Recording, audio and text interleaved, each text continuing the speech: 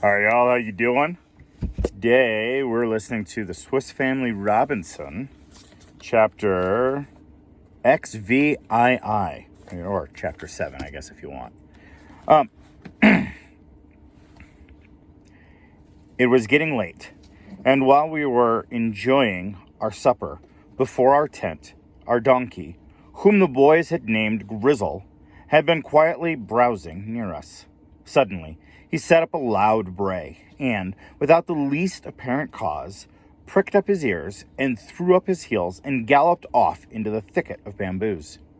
We followed for a short distance, and I sent the dogs in chase, but they returned without our friend, and, as it was late, we were obliged to abandon the chase. I was annoyed by this incident, and even alarmed, for not only had we lost Grizzle, the donkey, but I knew not what had occasioned his sudden flight. I knew not whether he was aware, by instinct, of the approach of some fierce wild beast.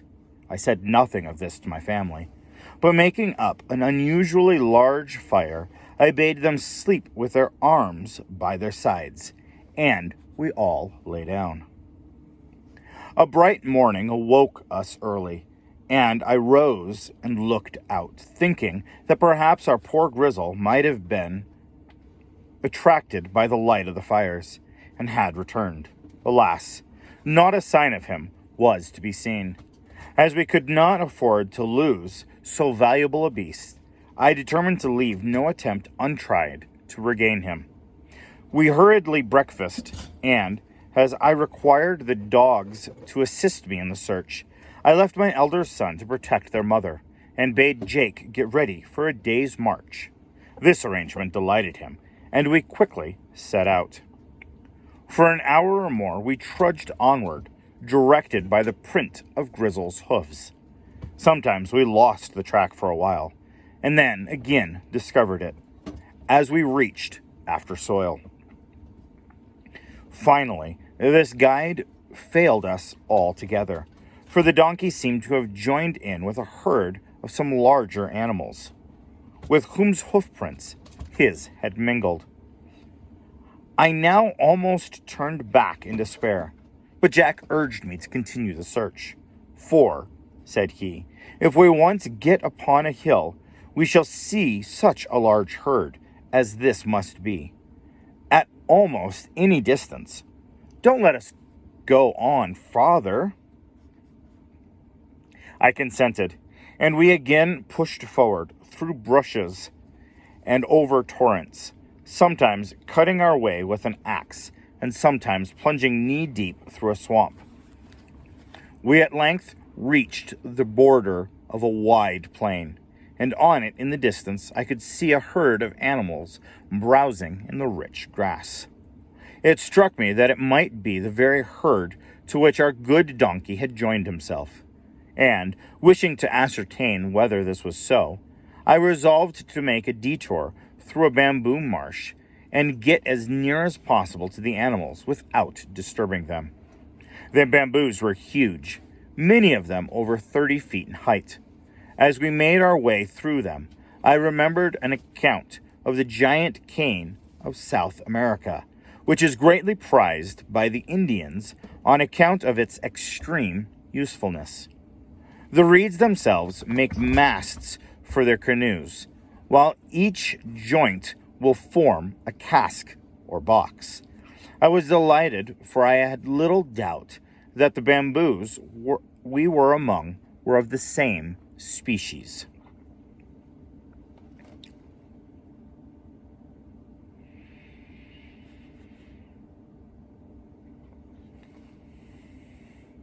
I explained this to Jack, and as we discussed the possibility of cutting one down and carrying a portion of it home, we reached the border of the marsh and emerged upon the plain. There, we suddenly found ourselves face to face with a herd which we sought, a herd of buffaloes. They looked up and stared at us inquisitively, but without moving, Jack would have fired, but I checked him. "Back to the thicket," I said, "and keep back the dogs." We began to retreat, But before we were again under cover, the dogs joined us. In spite of our shouts and efforts to restrain them, however, they dashed forward and seized a buffalo calf. There was a signal to the whole herd to attack us. They bellowed loudly, pawed the ground, and tore it up with their horns, and then dashed madly toward us.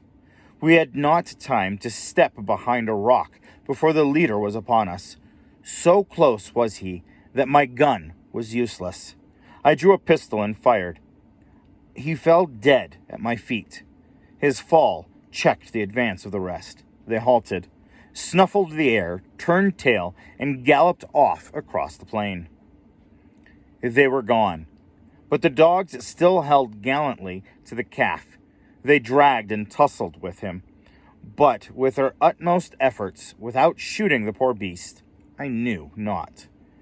This I was unwilling to do, for I hoped that if we could but capture him alive, we might be able, in time, manage to tame him and use him as a beast of burden. Jack's clever little head, however, suddenly devised a plan, and with his usual promptitude, he at once put it into execution. He unwound the lasso, which was coiled around his body, and, as the young bull flung up his heels, cast it and caught him by the hind legs. The noose drew tight, and in the twinkling the beast was upon the ground. We fastened to the other end of the cord around stout bamboo, called off the dogs, and the animal was at our mercy. "Now we have got him," said Jack, as he looked at the poor beast lying panting on the ground. "What are we to do with him?" "I will show you," said I. "Help me fasten his forelegs together, and you shall see the next operation." The bull, thus secured, could not move, and while Jack held his head, I drew my knife and pierced the cartilage of his nose. And when the blood flowed less freely, passed a stout cord through the hole. I felt some repugnance at thus paining the animal, but it was a cause of necessity, and I could not hesitate. We united the ends of the cord, freed the animal, set him upon the legs, and subdued and overawed, he followed us without resistance. I now turned my attention to the dead buffalo, but as I could not then skin it, I contented myself with cutting off the most delicate parts, its tongues, and a couple of steaks, and packing them in salt in my wallet, abandoned the rest to the dogs. They fell upon it greedily, and we retired under the shade to enjoy a meal after our hard work. It was now getting late, so I determined to give up the search for the ass, and to return to our camp. We again made our way through the bamboos, but before we left the thicket, I cut down one of the smallest of the reeds, the largest of whose joints would form capital little barrels, while those near the tapering top would serve as molds for our next batch of candles. The buffalo, with a dog on either side and a rope through his nose, was following us passively, and we presently induced him to submit to a package of our goods laid upon his back. We pushed rapidly forward, Jack eager to display our latest acquisition, as we repassed the rocky bed of a stream we had crossed in the morning. Juno dashed ahead, and was about to rush into a cleft between the rocks when the appearance of a large jackal suddenly checked her further progress. Both dogs instantly flew at the animal, and though she fought desperately, quickly overpowered and throttled her. For the way the beast had shown fight, I concluded that her young must be close by, probably within the very cleft Juno was about to enter. Directly Jack heard this, he wished to creep in and bring out the young jackals. I hesitated to allow him to do so, for I thought it possible that the male jackal might be lying in wait within the cave. We peered into the darkness, and after a while, Jack declared he could discern a little yellow jackals, and that he was quite sure the old one was not there. He then crept, followed closely by the dogs, and presently emerged, bearing in his arms a handsome cub of a beautiful golden yellow and the size of a small cat. He was the only one of the brood he had managed to save for Turk and Juno, without pity for their youth or beauty, had worried all the rest. I did not much regret this, however, for I firmly believe that, had he saved them, Jack would have insisted upon bringing up the whole litter. As it was, I considered that one jackal was, with our young bull, quite sufficient in addition to our livestock. The sight of the new animals delighted the children immensely, and in their opinion amply compensated for the loss of our poor donkey. Jack had to answer a host of questions concerning their capture, and to give a minute account of the affray with the buffaloes.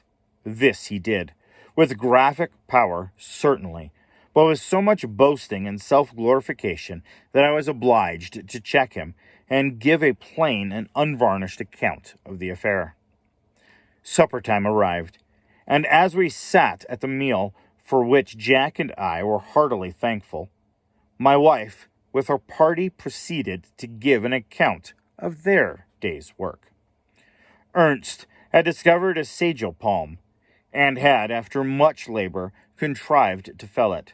Franz and his mother had collected dry wood, and which a huge heap now stood before the tent, sufficient to keep up a fire all the rest of the time we should stay on the spot.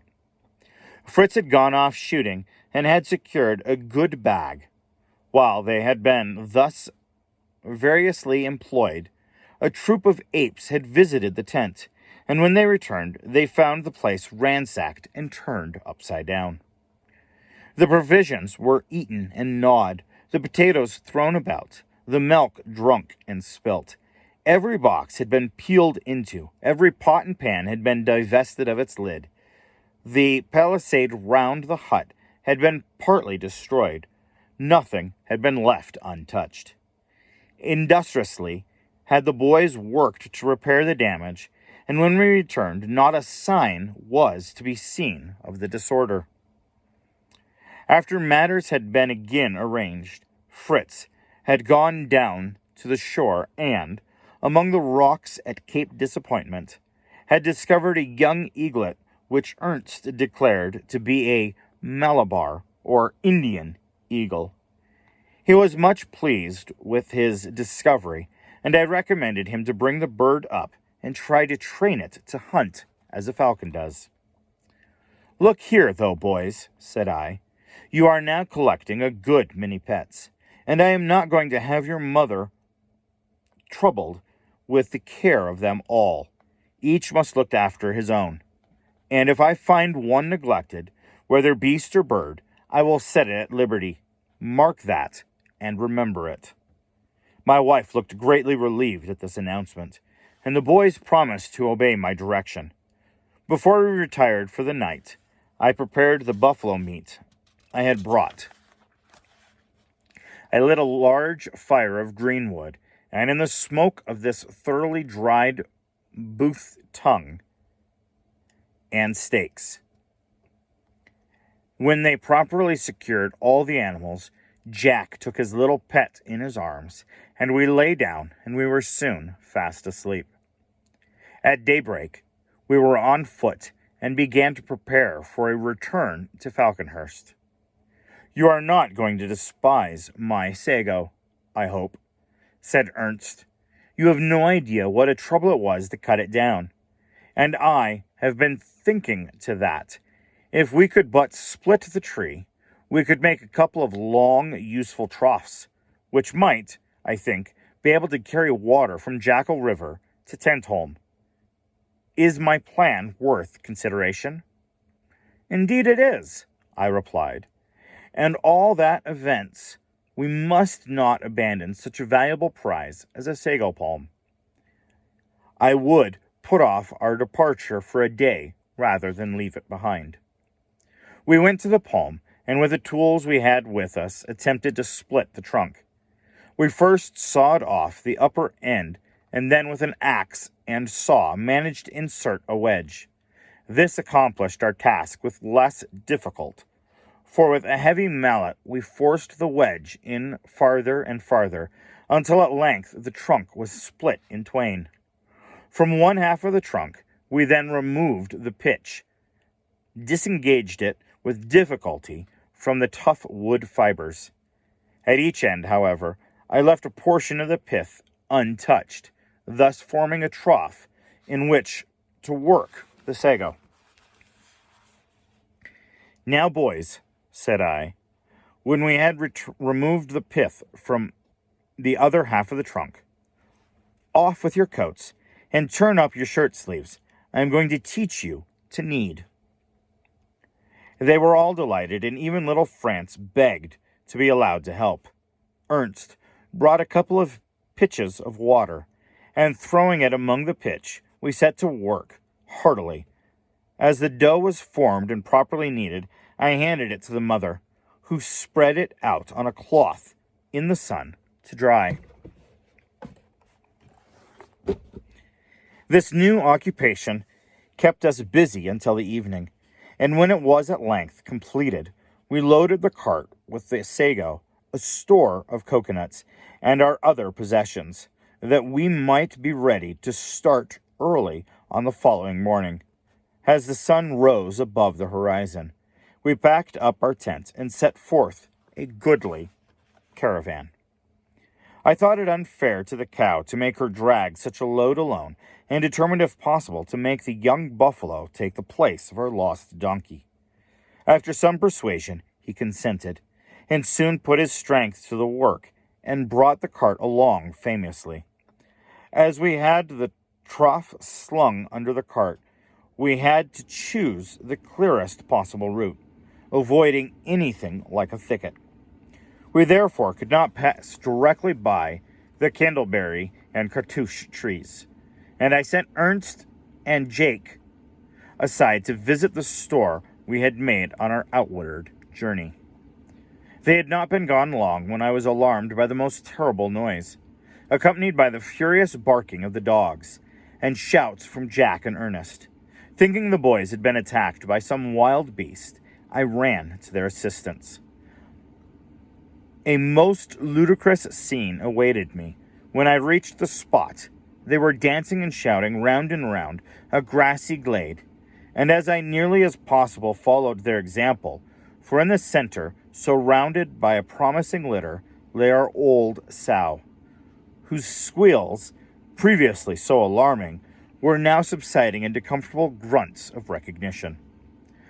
I did not join my boys in their triumphant dance, but I was nevertheless very much pleased at the sight of the flourishing family, and immediately returned to the cart to obtain biscuits and potatoes for the benefit of the happy mother. Jack and Ernst, meanwhile, pushed farther on and brought back the sack of the candleberries and the cartouche. And as we could not then take the sow with us, we left her alone with her family and proceeded to Falconhurst. The animals were delighted to see us back again, and received us with manifestations of joy, but looked askance at the new pets. The eagle especially came in for shy glances, and promised to be no favorite. Fritz, however, determined that his pet should be at present do no harm, secured him by the leg to a root of the fig tree, and uncovered his eyes. In a moment the aspect of the bird was changed. With his sight returned, all his savage instincts, he flapped his wings, raised his head, darted to the full length of his chain, and before anyone could prevent him, seized one of the fowl, which stood near, and tore it to pieces. Fritz's anger rose at the sight, and he was about to put an end to the savage bird.